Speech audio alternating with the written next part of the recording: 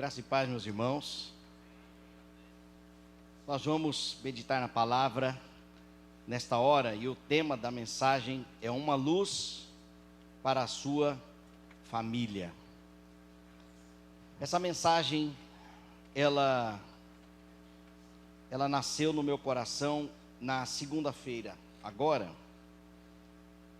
onde eu havia preparado uma reflexão bíblica para o culto, foi lá na casa da Malu, inclusive, a convite da irmã Vandi, e eu estive lá com eles, mas no momento da intercessão, do pedido de oração, eu senti de Deus dar uma palavra voltada para a família, e o Senhor nos mostrou este versículo, Provérbios, capítulo 24, versículos 3 e 4, e ali, naquela palavra, então eu entendi de também trazer para a igreja nesta noite, uma vez que na viagem, nas férias do pastor Paulo Sérgio, ele já deixou escalado, os pastores, então eu entendi de trazer esta reflexão nesta noite.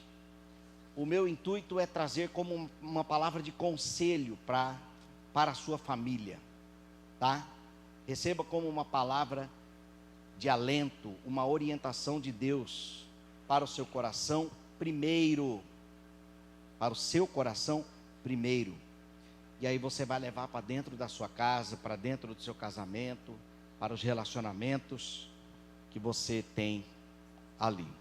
Muitas famílias hoje em dia têm passado por provas, e nós percebemos isso justamente no momento dos pedidos de oração, Pessoas enfermas em casa, familiares, a saúde dos pais, que a idade já está avançada, os filhos, a vida espiritual deles, a preocupação natural do convívio, das amizades, na escola, nas universidades, as oportunidades de emprego. Então, tudo isso está relacionado à família. Então, nós vamos meditar na palavra do Senhor. Neste momento, Provérbios 24, versículos 3 e 4. Diz assim a palavra de Deus: com sabedoria se constrói uma casa, com discernimento ela se consolida, e pelo conhecimento os seus cômodos se enchem do que é precioso e agradável. Deus quer trazer luz para a sua casa. E se há necessidade de luz, não significa que a casa esteja totalmente escura. Mas é verdade que quando nós estamos procurando algo, às vezes às pressas, nós entramos num cômodo da casa e esquecemos de acender as luzes. E ali, eu sei onde está. E aí você vai tateando e percebe que não está por ali. Meu Deus, aonde está? E você, então vai lá, acende a luz, e quando a luz se acende, quando o ambiente fica claro, você percebe que estava muito mais fácil de encontrar do que você imaginava, mas que sem luz compromete ou comprometeu o encontro daquilo que você estava precisando. Então a proposta de trazer luz para a sua família tem este objetivo: primeiramente, proporcionar visibilidade, para talvez você enxergar com mais facilidade aquilo que precisa dentro da sua casa, que talvez esteja precisando um pouco mais de atenção.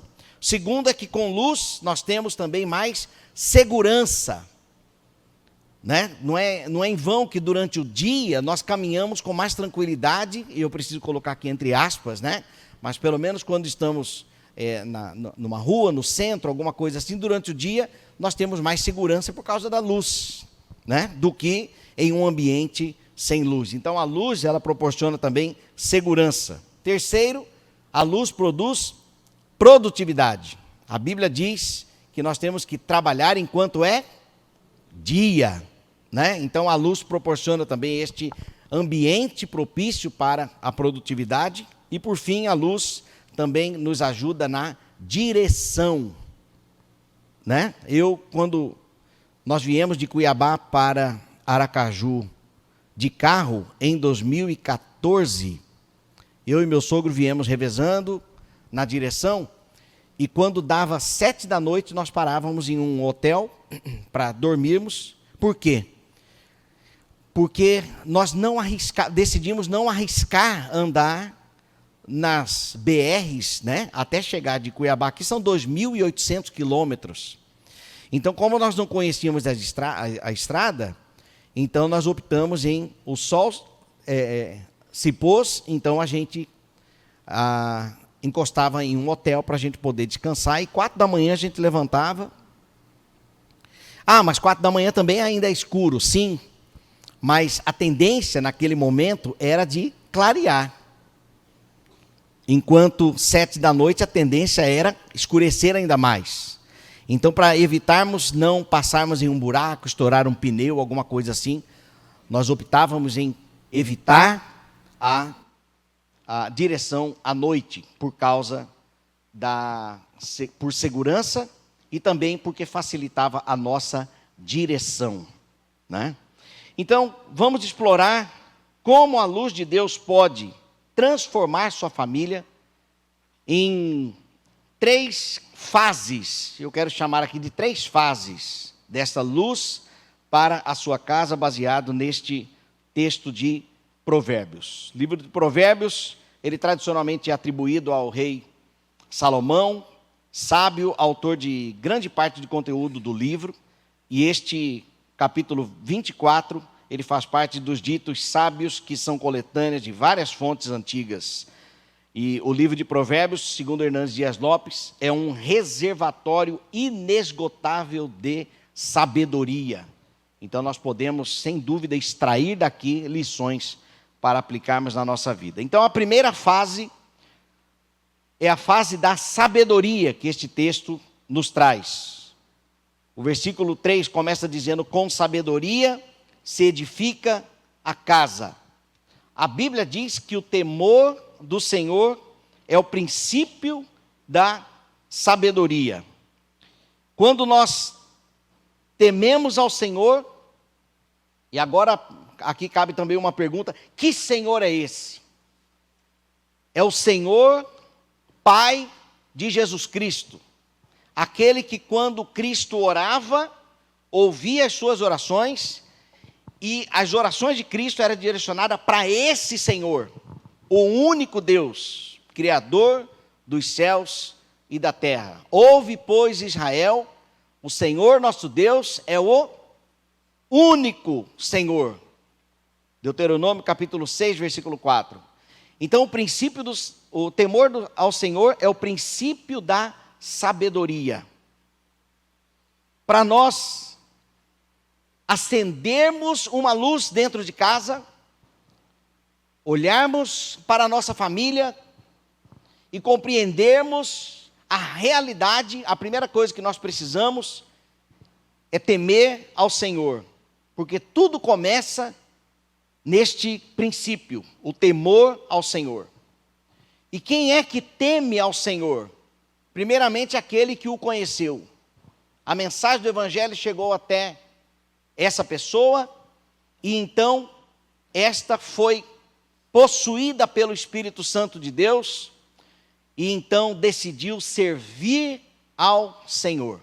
Não se trata de uma vida de religiosidade, não se trata de uma vida de idas e vindas em cultos, não se resume a vida cristã apenas em ser, por exemplo, dizimista fiel, mas você conhecer o seu Deus, submetê-lo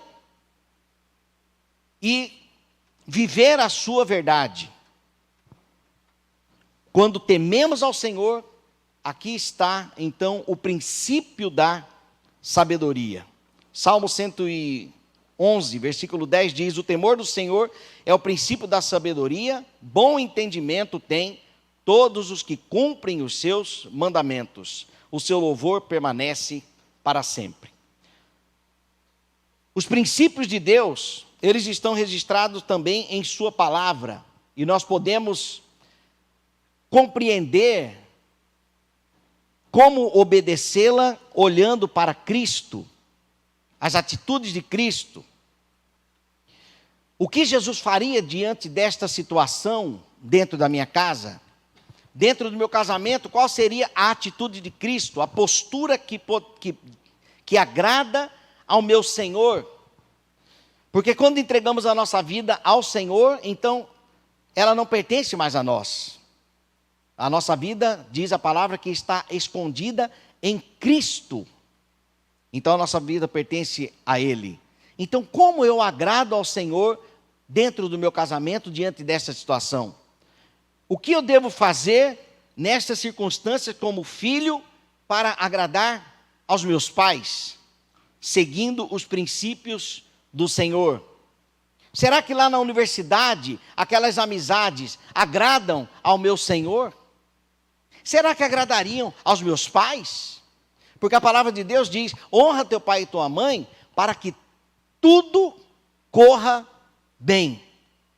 Jovens, adolescentes, vocês querem que tudo corra bem na vida de vocês?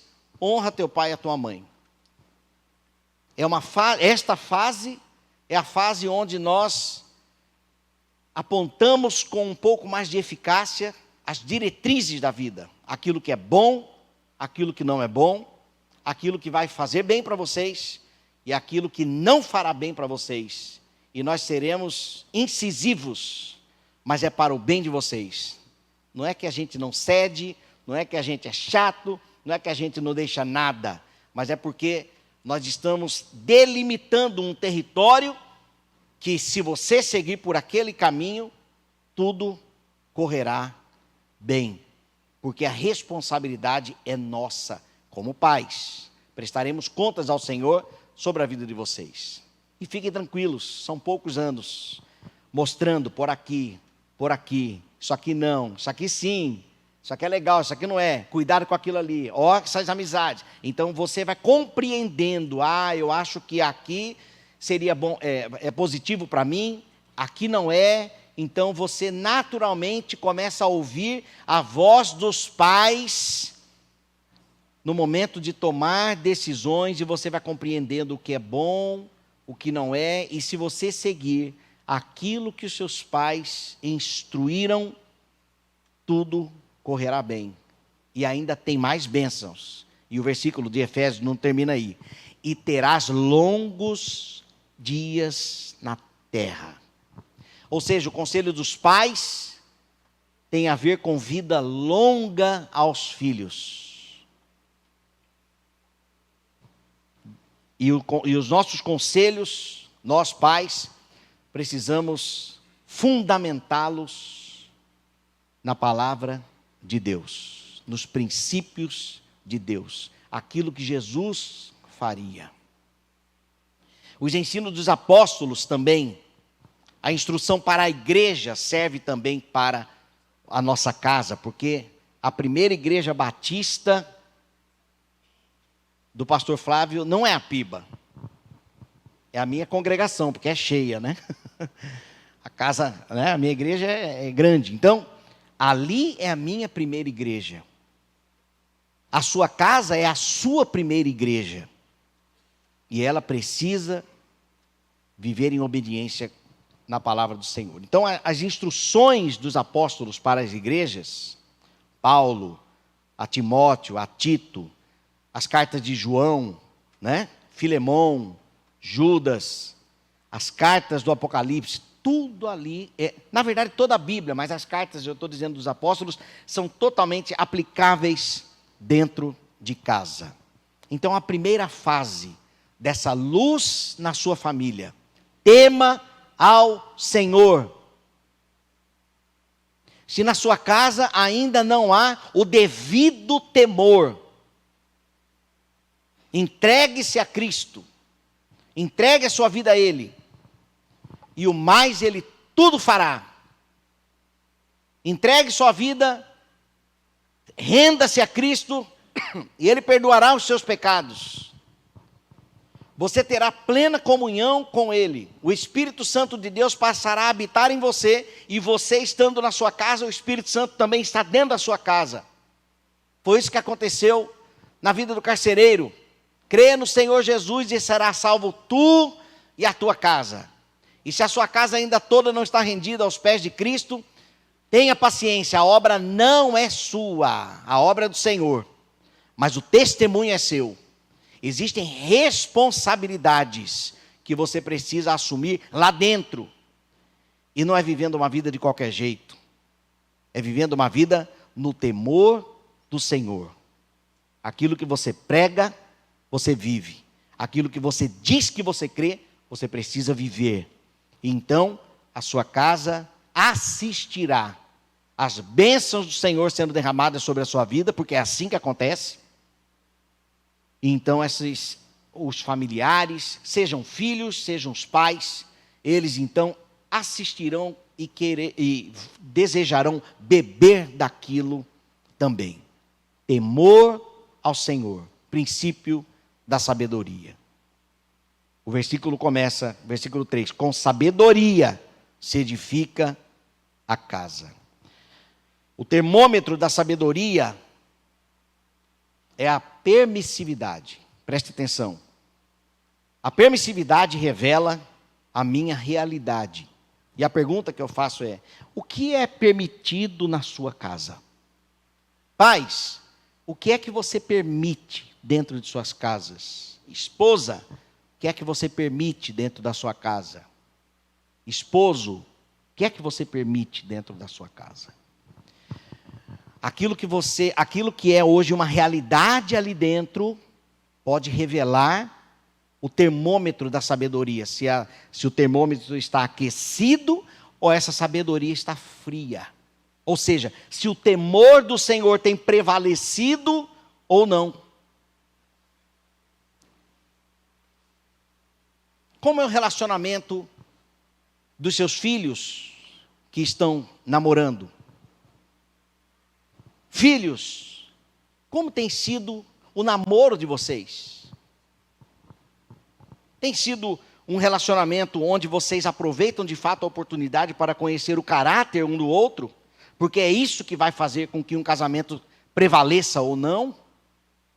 Porque não basta ser cristão, porque senão não haveria divórcio de crentes.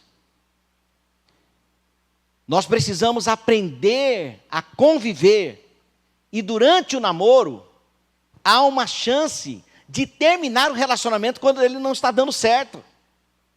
E isso é um baita privilégio. Porque depois que você casa, você não pode mais, segundo a palavra de Deus, você não pode mais separar. E ecoa, depois do divórcio, ecoa os prejuízos, naturalmente.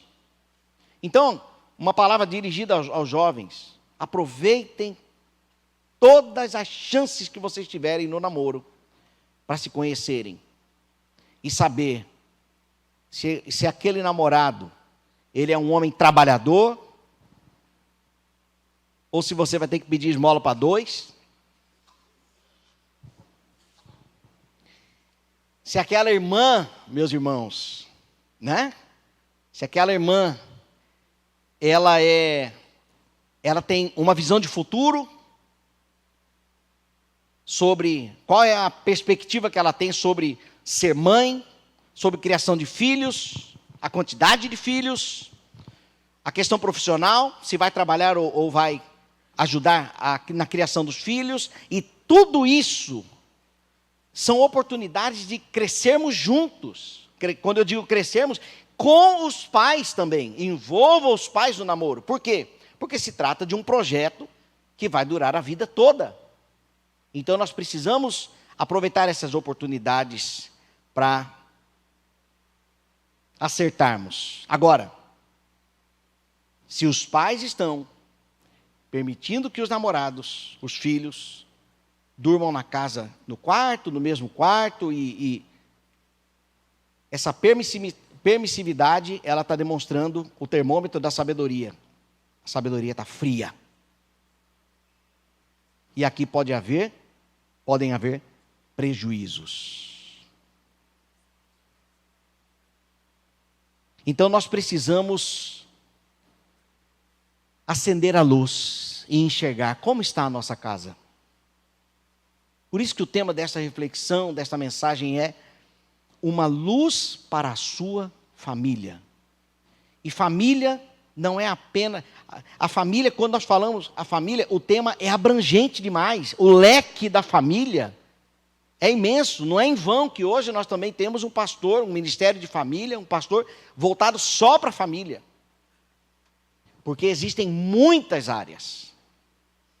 E nós precisamos então de, primeiramente, sabedoria. É a primeira fase. A segunda fase é o discernimento no lar. O versículo diz: com sabedoria se edifica a casa, e com entendimento, a minha versão NAA, com entendimento ela permanece firme. Entendimento ou discernimento. Discernimento é a capacidade de tomar decisões morais claras, sensatas e bíblicas. Discernimento é o momento onde você se depara com uma situação e você tem que tomar decisão, e a pergunta é: o que é que eu vou fazer? E quando eu tenho um discernimento fundamentado na palavra, porque eu temo ao Senhor, então, se eu temo ao Senhor, ali eu vivencio o princípio da sabedoria, e no momento em que eu precisar tomar decisão, eu serei sábio, porque o Senhor está comigo. Eu não estou só, o Espírito me dá discernimento, entendimento. Nós percebemos quando a direção é perigosa, porque o Espírito Santo nos alerta. A palavra de Deus nos instrui. Como eu disse aqui, a palavra do Hernando Dias Lopes é um reservatório de fonte inesgotável de sabedoria. Então, quanto mais comunhão com a palavra, temor ao Senhor, delimitando aquilo que eu posso, aquilo que eu não posso, fundamentado naquilo que agrada o coração do meu Deus, então, no momento de tomar decisão, eu tenho todo um cenário propício para eu acertar nas minhas tomadas de decisões.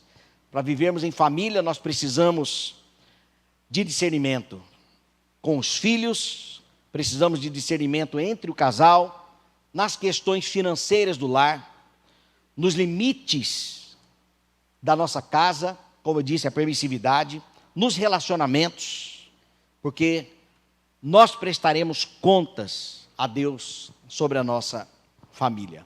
Meus irmãos, eu tenho aprendido que família é um lugar onde predomina o amor, mas se nós não cuidarmos, predomina o ódio. Por que eu afirmo isso? Porque das pessoas quem mais amamos, uma palavra de incentivo tem muito poder.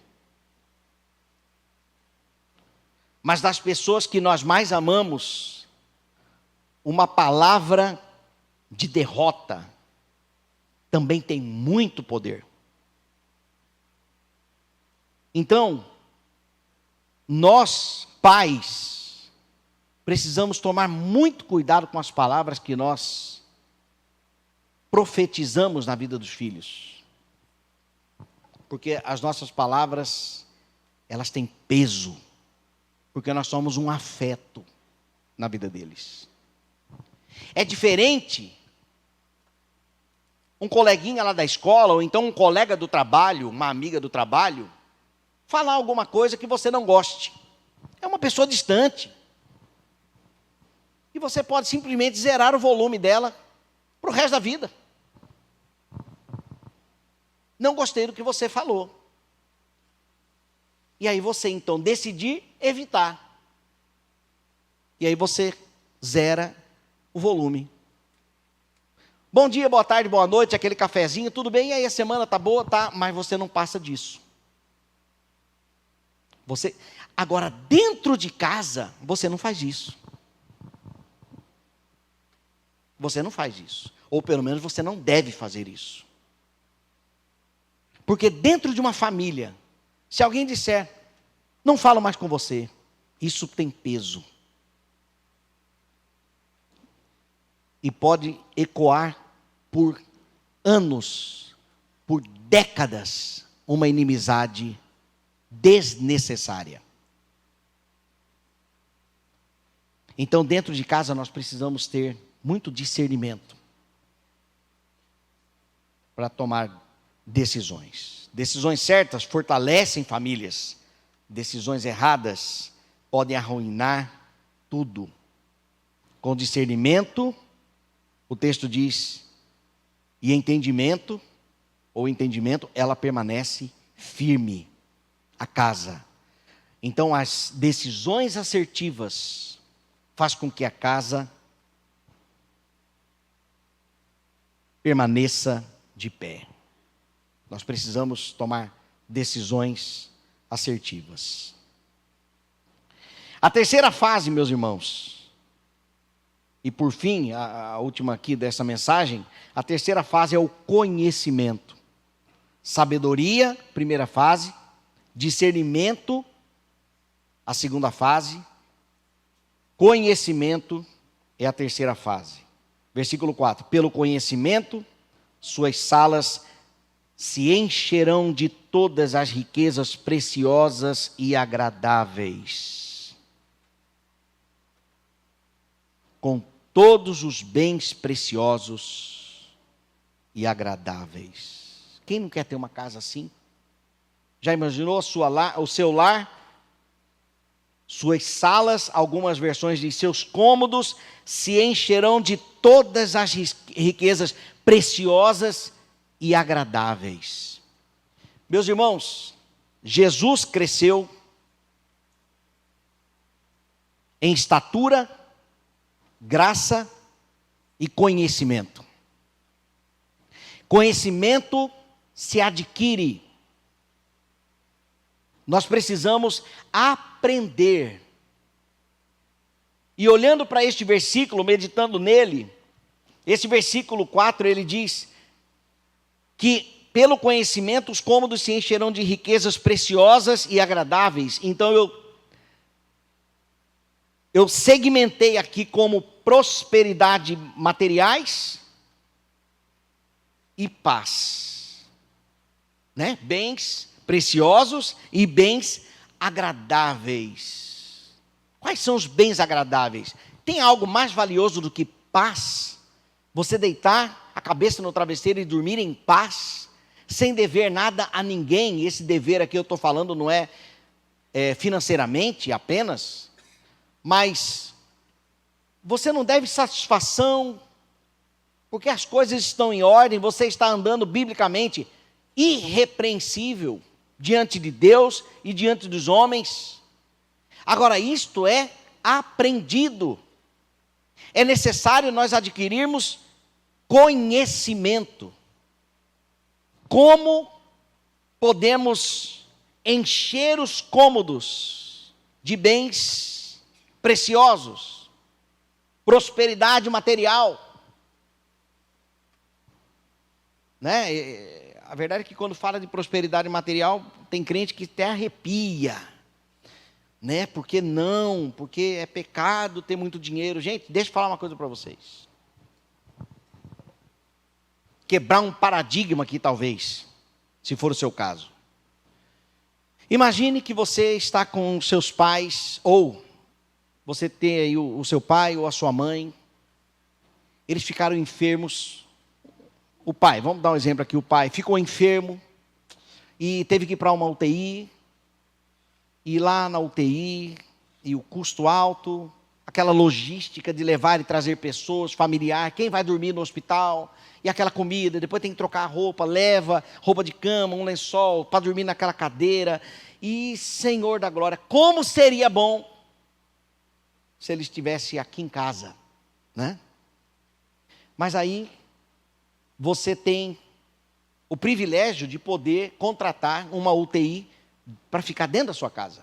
Eu não tenho noção quanto custa isso, Dr. Sidney. Mas o custo não é baixo. Mas que bênção se você pudesse pagar, hein? Não seria? Uma bênção.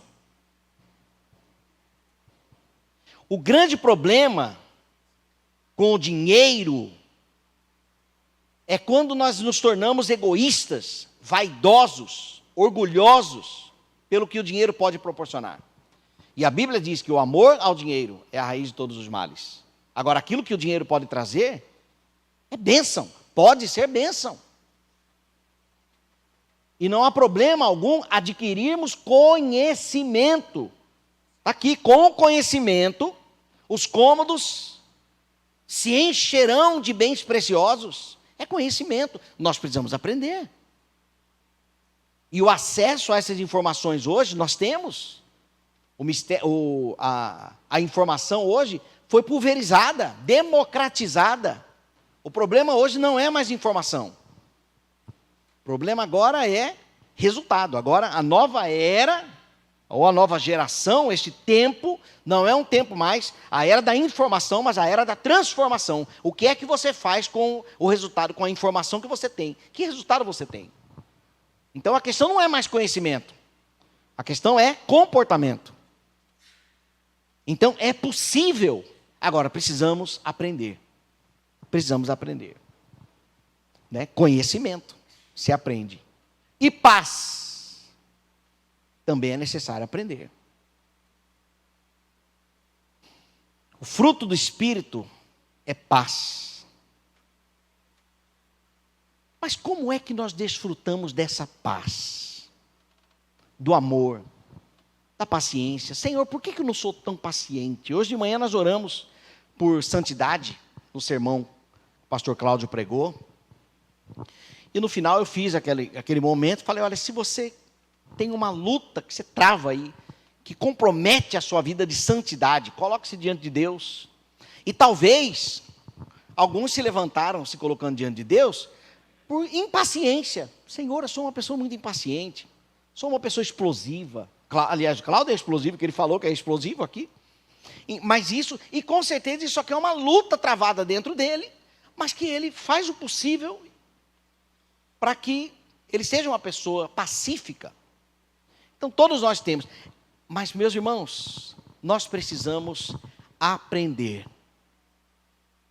Precisamos ter crescimento, ou conhecimento. Como eu disse, Cristo, ele cresceu em estatura, graça e conhecimento. Nós precisamos também aprender. Aprender mais da palavra, aprender mais sobre paciência, sobre caminhar mais uma milha, sobre dar a outra face, sobre domínio próprio, obediência à palavra. E a mesma palavra do Cláudio de manhã, eu não estou dizendo que é fácil, mas é possível nós aprendermos. É possível nós transformarmos aquilo que faz bem para nós em hábitos. E para ser um hábito, nós precisamos nos esforçar para aplicar todos os dias. Porque, meus irmãos, se eu quero ter R$365 na conta, no final do ano, daqui a um ano, final do ano não, daqui a um ano, o meu sacrifício é guardar R$1 por dia. E será inevitável que no final do ano eu não tenha o valor de R$365 na conta. E a questão e a paciência? Será que se hoje eu for um pouquinho paciente, me dominar, só nessa situação eu vou me dominar? O que vai acontecer com 365 dias dominando? Virão resultados, virão semeaduras, virão frutos desta semeadura. E no meio do caminho você pode não conseguir se dominar. Por quê? Porque você está numa fase de aprendizado, aplicando conhecimento. Há um preço a ser pago, meus irmãos. Eu não gosto de falar num sermão, por exemplo, que essa luz vai transformar de uma vez por toda a sua família. Não, mas pode ser um pontapé inicial para a sua casa. Porque nós aprendemos com a vida que tudo é uma jornada. Não é da noite para o dia, é uma jornada. Mas nós podemos aprender. Sabedoria para construir o lar, temendo ao Senhor. Discernimento para acertarmos nas decisões, para consolidar o lar. E conhecimento para prosperarmos.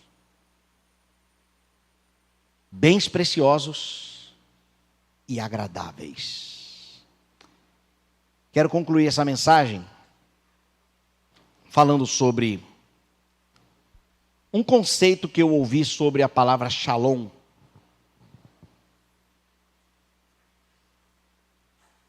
É uma descrição moderna sobre o significado de paz e que tem muito fundamento.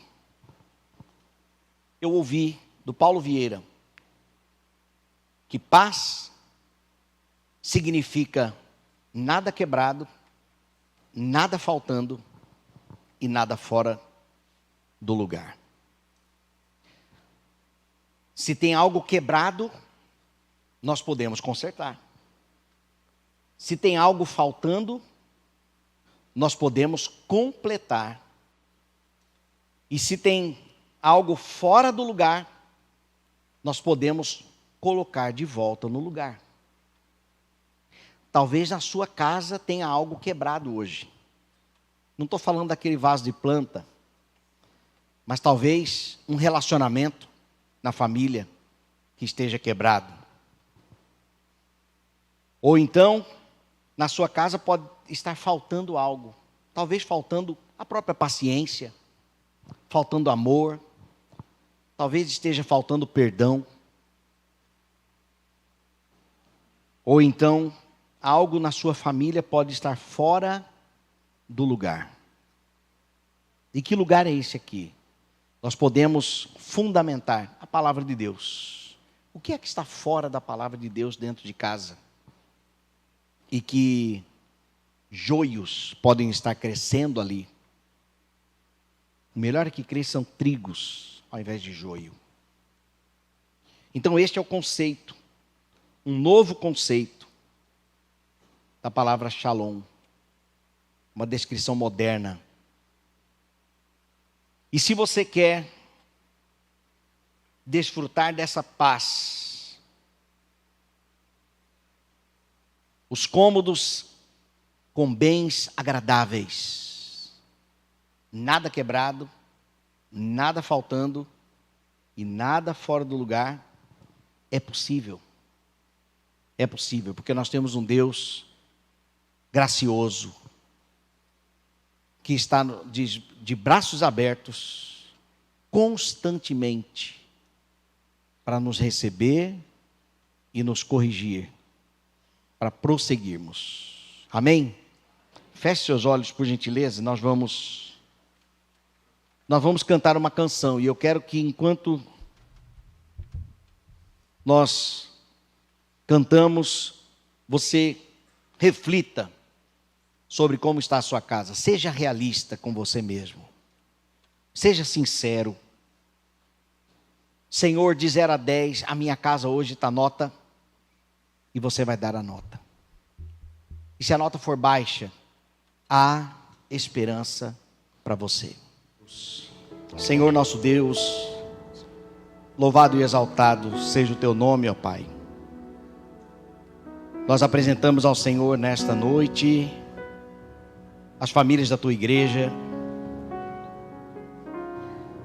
Nesta noite a tua palavra acende uma luz, talvez uma luz de esperança, de direção para aqueles que o Senhor conhece o contexto, as provas, as lutas. Pedimos, ó Deus, em nome de Jesus, que o Senhor intervenha. Ó Deus, manifesta, Senhor, a tua bondade, a tua graça nas famílias da tua casa, Pai. Em nome de Jesus, Senhor, completa, ó Deus, a tua obra. Ainda com os olhos fechados, com a cabeça baixa. Se você diz, Senhor, eu quero ser um canal para que Jesus seja o Senhor em minha casa. Se você deseja nesta noite entregar a sua vida a Cristo. Se você entendeu a mensagem de que a luz se acende quando tememos a Deus, e nesta noite você deseja entregar a sua vida ao Senhor, dizendo, Senhor, aqui estou eu, restaura a minha casa a partir de mim. Então, se você quer entregar sua vida a Cristo, você pode levantar uma de suas mãos e abaixar em seguida, que eu quero orar por você. Alguém nesta noite? Eu quero entregar minha vida a Cristo nesta noite. É o seu caso? Levante uma de suas mãos e abaixe em seguida. Eu quero entregar minha vida a Cristo. Agora eu entendi. Desde que seja com sinceridade. Agora, se você diz: Senhor, eu quero ser um canal de bênção para que o Senhor restaure o que está quebrado, o que está faltando, ou o que está fora do lugar em minha casa. Se você deseja que Deus intervenha na sua família, e você quer ser usada poderosamente pelo Senhor para que isso aconteça, você pode levantar uma de suas mãos. Não chamarei à frente, mas eu quero, Senhor, levante uma de suas mãos e abaixe em seguida, que nós vamos orar. Amém. Oremos. Bendito seja o teu nome, ó Deus. Aqui está a tua igreja, e nesta hora, decidindo, ó Pai, estes irmãos que levantaram suas mãos, ó Deus, num ato de permissividade, ó Pai, para que o Senhor intervenha e mude a realidade do lar. Ó Deus, aquilo que está quebrado, que o Senhor possa restaurar. Dê humildade, se há necessidade, para pedir perdão.